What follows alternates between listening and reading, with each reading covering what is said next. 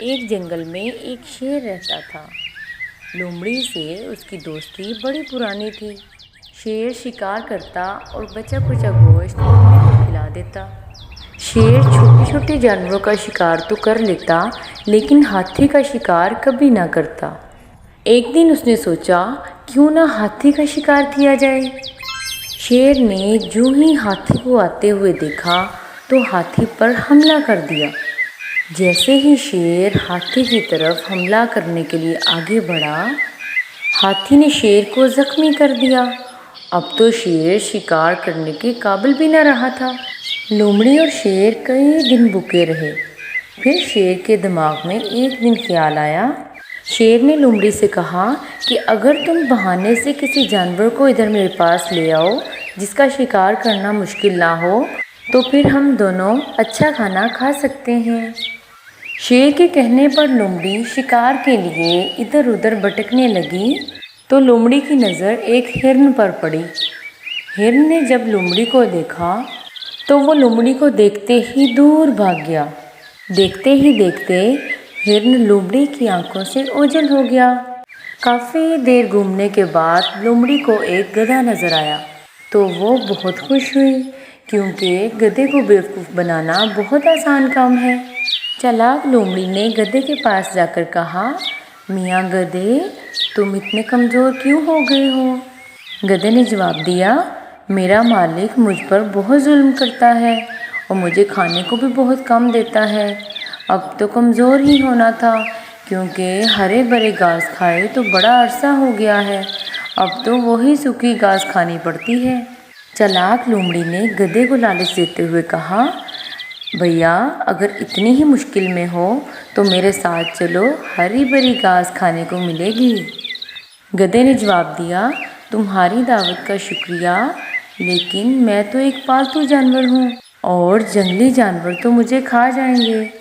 لومڑی بولی، اس بات کی فکر تو آپ بالکل بھی مت کریں کیونکہ میری غار کے آس پاس تو کوئی جانور بھٹکتا بھی نہیں ہے، میں آپ کو کوئی نقصان نہیں پہنچنے دوں گی۔ میں نے تو 2 مادہ گدھوں کو بھی اپنے غار میں دعوت دے رکھی ہے کیونکہ وہ بھی اپنے مالک کے رویوں سے بہت تنگ تھیں، لیکن اب وہ جنگل میں ہری بھری گھاس کھا کر بہت زیادہ خوش ہیں اور وہ میرے غار میں میرے ساتھ ہی رہتی ہیں، لیکن اب وہ شادی کرنا چاہتی ہیں اور اب ایک گدھے کی ضرورت ہے۔ مادہ گدھے سے شادی کا سن کر وہ فوراً ہی جنگل جانے کے لیے تیار ہو گیا اور لومڑی کے ساتھ جنگل کے لیے روانہ ہو گیا۔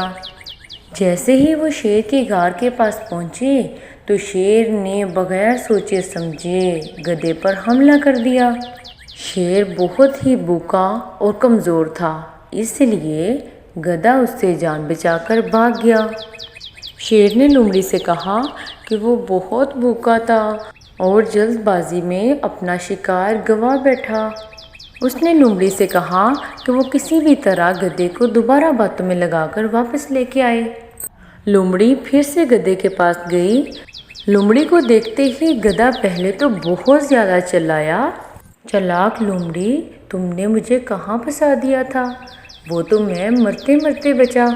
تبھی لومڑی نے ہنستے ہوئے کہا، میاں گدھے، آپ تو بالکل ہی اندھے ہیں، وہ تو گدھی تھی جو آپ کا انتظار کر رہی تھی اور آپ کو خوش آمدید کہہ رہی تھی، لیکن آپ تو شرما کر ڈر کر واپس ہی بھاگ گئے۔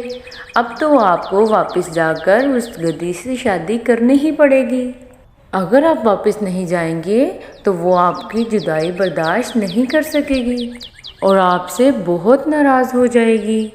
چالاک لومڑی کی باتوں نے گدھے کو بیوقوف بنا ہی لیا اور گدھا پھر سے لومڑی کے ساتھ جانے کے لیے تیار ہو گیا۔